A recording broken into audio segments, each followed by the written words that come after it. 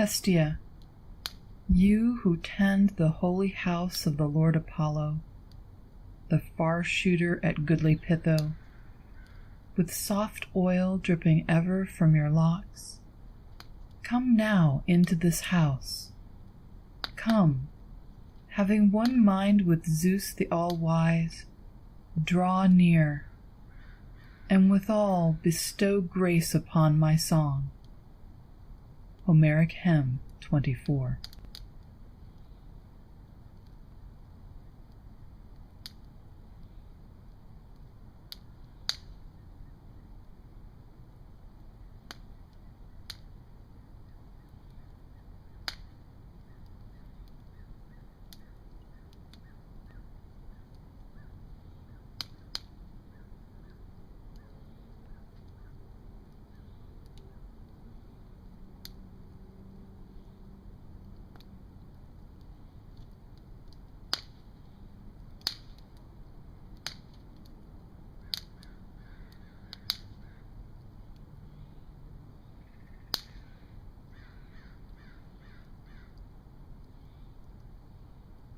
Hestia was goddess of the hearth, or, more specifically, of the fire burning on a round hearth.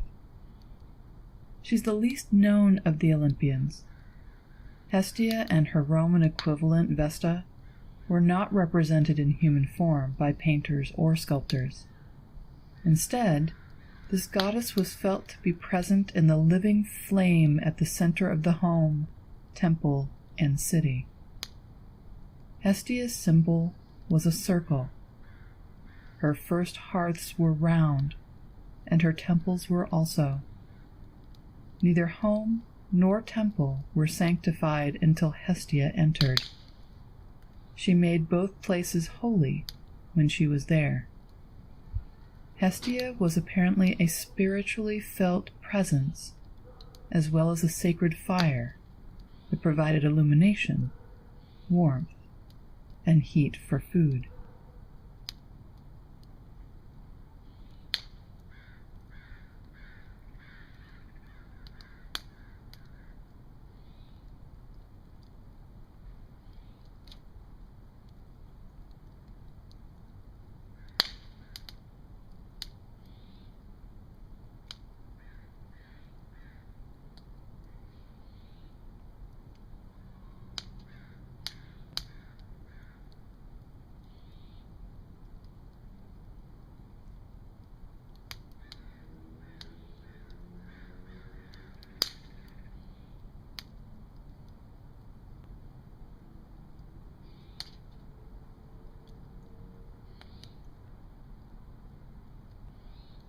Hestia, in the high dwellings of all, both deathless gods and men who walk on earth, you have gained an everlasting abode and highest honor.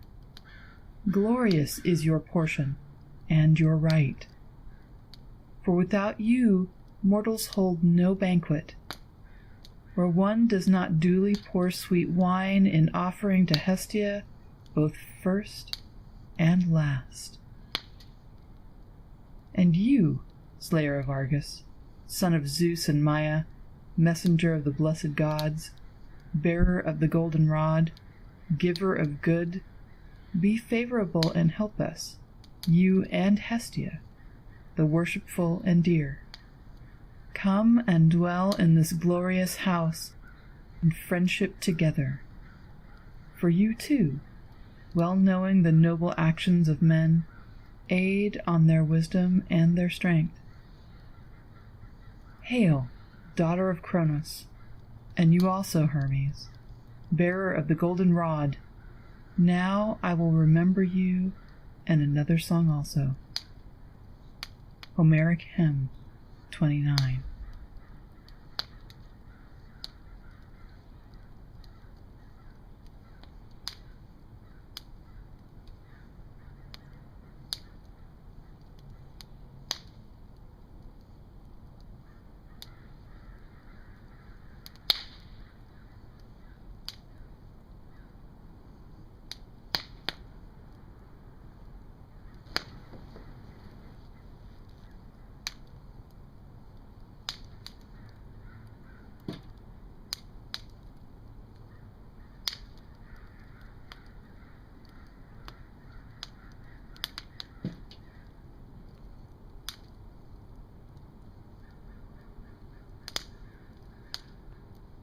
Unlike the other gods and goddesses, Hestia was not known through her myths or representations.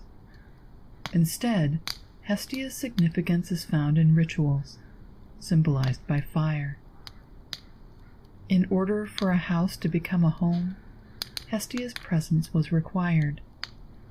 When a couple married, the bride's mother lit a torch at her own household fire and carried it before the newly married couple to their new house to light their first household fire. This act consecrated the new home. After a child was born, a second Hestian ritual took place. When an infant was 5 days old, it was carried around the hearth to symbolize its admission into the family. A festive, holy banquet then followed. Similarly, each Greek city-state had a common hearth with a sacred fire in the main hall. Here guests were officially entertained, and every colony took the sacred fire with them from their home city to light the fire of the new city.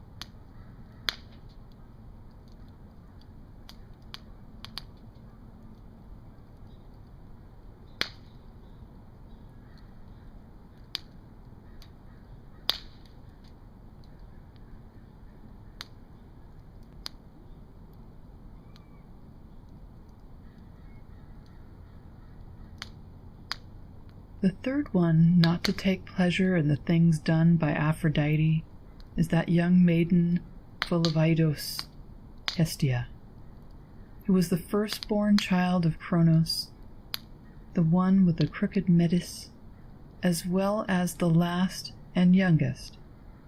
Through the will of Zeus, holder of the Aegis, she was the lady who was wooed by Poseidon and Apollo.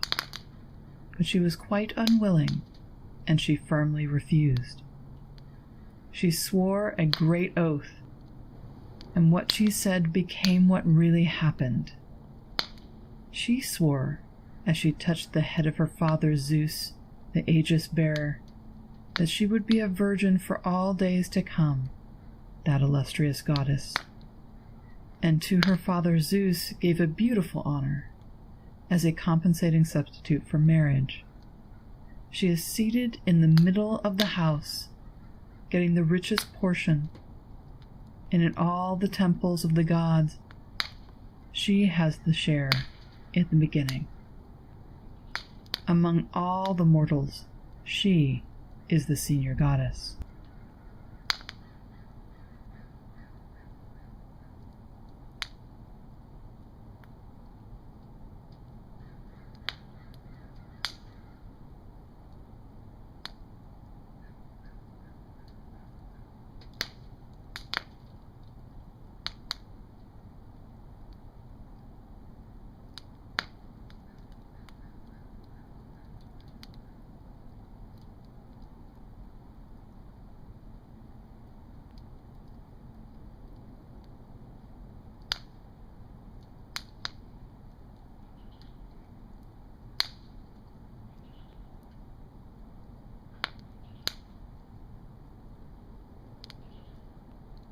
Hestia is an archetype of inner-centeredness.